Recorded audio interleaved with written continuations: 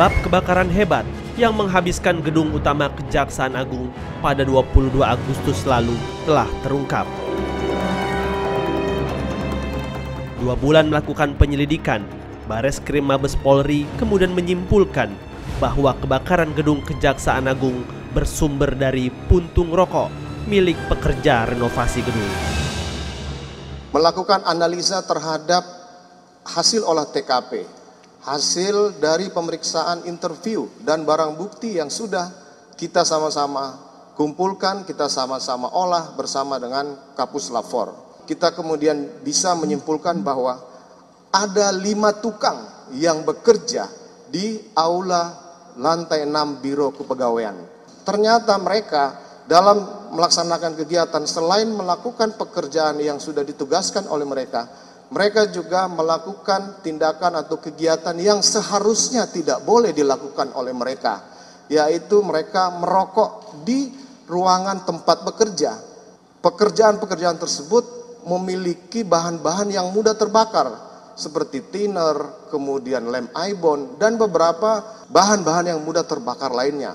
Sehingga kesimpulan penyidik bahwa penyebab awal kebakaran di lantai 6 aula Biro Kepegawaian adalah karena kelalaian dari 5 tukang yang bekerja di ruangan aula lantai 6 tersebut. Saksi ahli dari Bareskrim Mabes Polri kemudian coba menggambarkan bagaimana proses puntung rokok membakar pertama kali. Nah, ini sesuai dengan keterangan saksi bahwa melihat asap putih begitu. Asapnya banyak sekali, ini karena tidak dikumpulkan, tapi kalau ini terjadi di sini dalam waktu singkat semuanya harus keluar dari ruangan ini. Asapnya banyak sekali. Percepat sedikit. Nah, sudah. Ini kita mengukur, nah, nyala. Jadi ada transisi yang bisa kita lihat dari smoldering menjadi flaming. Ini video pertama untuk ukuran basket yang hanya kurang lebih 20 cm, tinggi nyala apinya 1 meter. Jadi kalau yang terbakar lebih banyak, tinggi apinya akan lebih tinggi lagi. Di lantai 6 inilah petaka itu dimulai. Api muncul tiba-tiba. Saat itu pipa air pemadam di tiap lantai tak mampu deteksi dini. Api pun berkobar leluasa. Kurang dari 1 jam, api melumat habis 3 lantai gedung utama Kejaksaan Agung.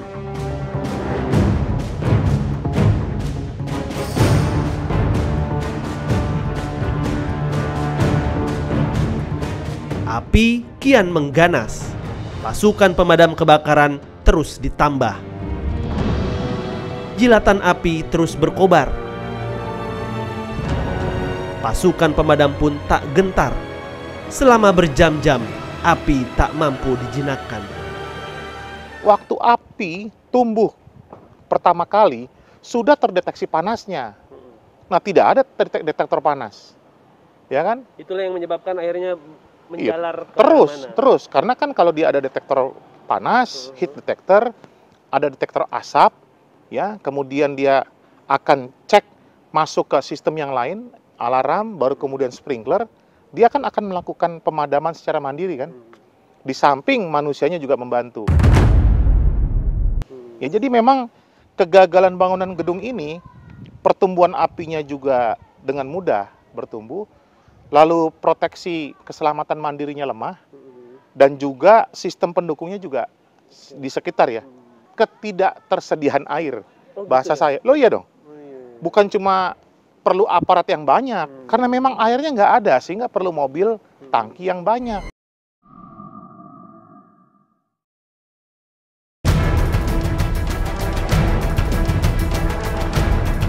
Penyebab awal kebakaran di lantai 6 aula Biro Kepegawaian adalah karena kelalaian dari 5 tukang yang bekerja di ruangan aula lantai 6 tersebut. Apakah memang betul mereka berusaha memadamkan? Kalau memang berusaha memadamkan, mestinya kan bisa padam.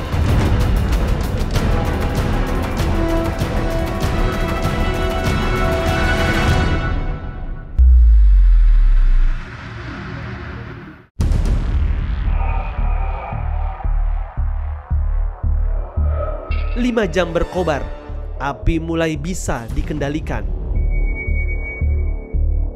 Pukul 23.00, beberapa titik api mulai mengecil. Namun, asap pekat masih terlihat. Setelah 1 jam berhasil melokalisir kebakaran di lantai 5, 6, dan 7, tiba-tiba terjadi ledakan di lantai 2. Api kembali muncul dan membesar, melumat sebagian lantai yang tak sempat tersentuh api.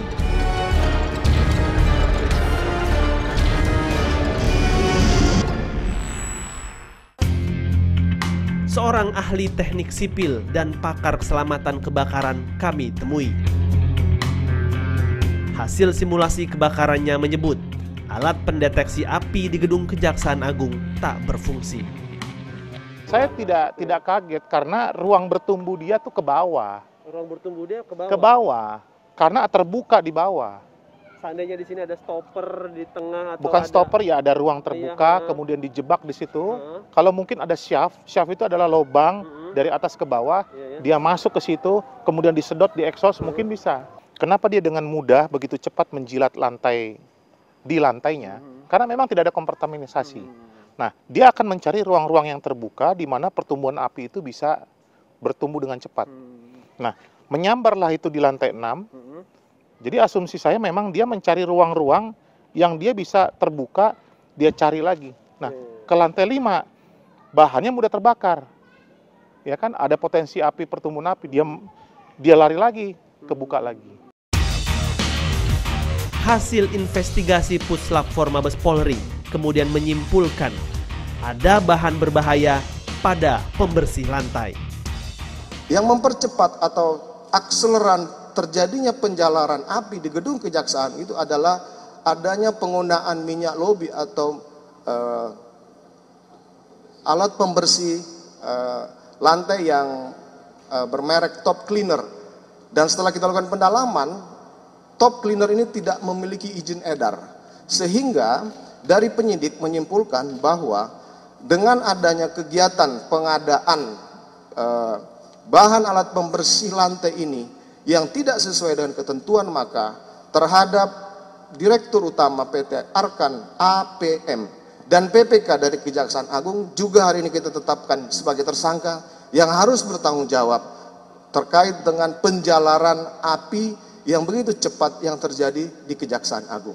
Kok bisa sifat api kan dari bawah ke atas, ini bisa dari atas ke bawah. Akseleran yang dipakai kebetulan Kejaksaan Agung itu menggunakan ACP. Dan ACP inilah merupakan akseleran yang dari api dari atas kemudian turun ke lantai 5, turun ke lantai 4, dan itu pola-pola api itu nampak sekali. Penjalaran itu. Kemudian dia masuk ke setiap lorong. Pola-pola api itu nampak sekali. Yang mengawali itu seluruhnya adalah dari lantai 6. Kita menemukan cairan botol-botol di tiap lantai, tadi sudah diutarakan oleh Dirpidum, yang botol tersebut ada lubang-lubangnya dan ini masih ada kandungan senyawa solar. Dari hasil penyelidikan berikutnya baru kita temukanlah yang di gudang. Kalau yang di gudang ini masih dalam keadaan utuh. Dalam keadaan utuh, setelah kita labkan, itu kandungannya itu solar, bensin, dan pewangi. Itu dalam keadaan utuh. Tapi ketika sudah digunakan, otomatis pewanginya menguap dan bensinnya menguap, tinggal senyawa hidrokarbon faksi solar. Begitu juga dengan alat pelnya. Dan ini digunakan tiap hari selama sekian lama. Saya tetap pada posisi menghormati proses-proses itu, karena apapun ya yang dilakukan sudah sesuai koridor, berusaha mencari penyebab kebakaran dan siapa-siapa yang diduga terkait atau terlibat dengan kebakaran tersebut. Dan saya juga tetap menghormati penetapan tersangka 8 orang, mulai tukang sampai pemilik PT yang melakukan rehab, dan juga kemudian sampai pada posisi pejabat di Kejaksaan Agung yang menunjuk PT tersebut untuk melakukan rehab di lantai 6 gedung Kejaksaan Agung. Meskipun begitu, tetap saya mengkritisi untuk menjawab keraguan masyarakat karena proses selalu ditanyakan kenapa hanya puntung rokok bisa membakar semua gedung begitu. Maka saya mohon kepada Bareskrim segera melakukan rekonstruksi di gedung Kejaksaan Agung. Apa yang terjadi hari itu mulai misalnya jam 12 atau mulai pagi, terus kemudian apa yang mereka kerjakan sampai titik pada saat mulai adanya kebakaran misalnya puntung rokok, bagaimana itu bisa membesar dan apakah memang betul mereka berusaha memadamkan. Kalau memang berusaha memadamkan mestinya kan bisa padam.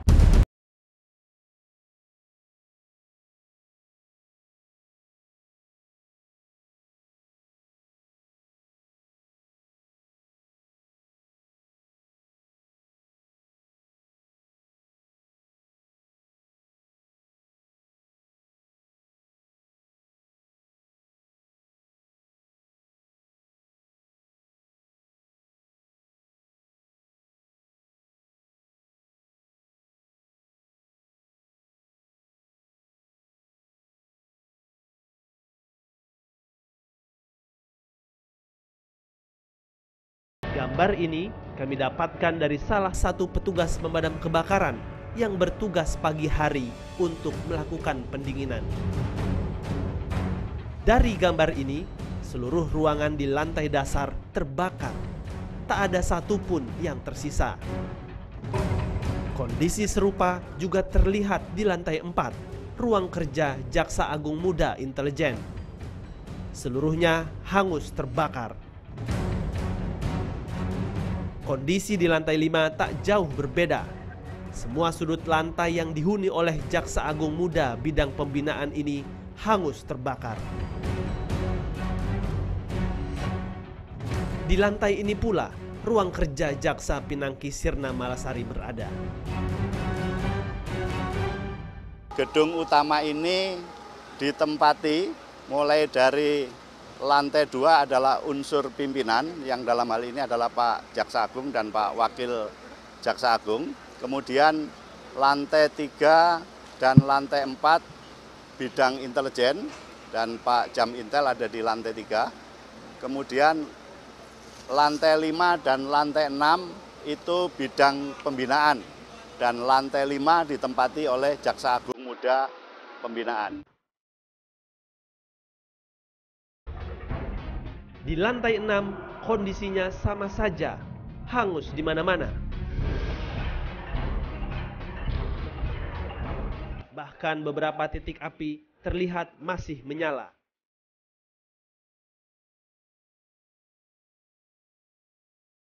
Kejaksaan Agung menyebut kerugian terbesar berasal dari peralatan operasional kantor yang habis terbakar. Total kerugian mencapai hingga 1 triliun rupiah.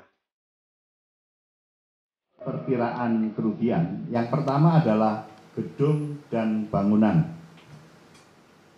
Perkiraan kerugiannya adalah 178 miliar 328.121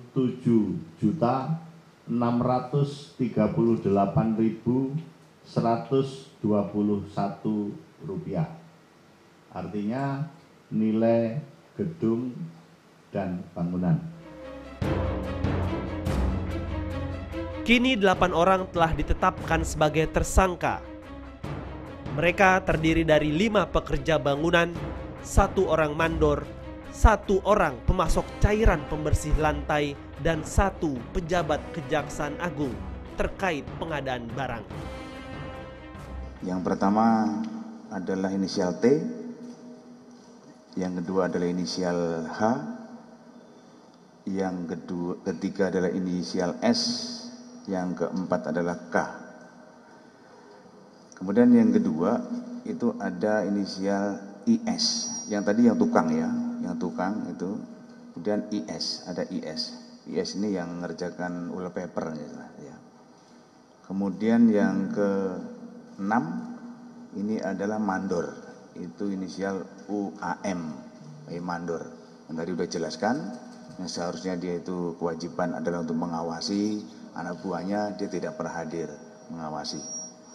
Kemudian yang ketujuh adalah vendor maupun PT ya dari ARM inisial R ya, inisial R. Dan yang terakhir dari PPK yaitu inisial NH ya, NH.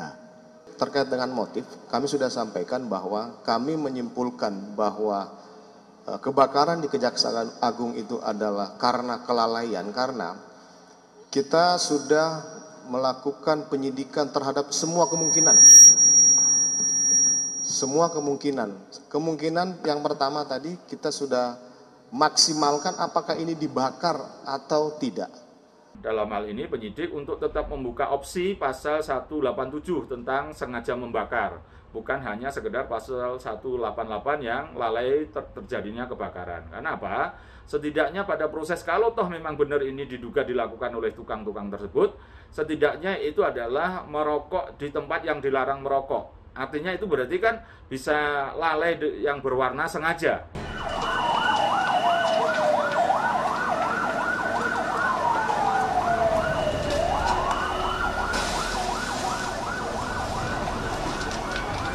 Ya.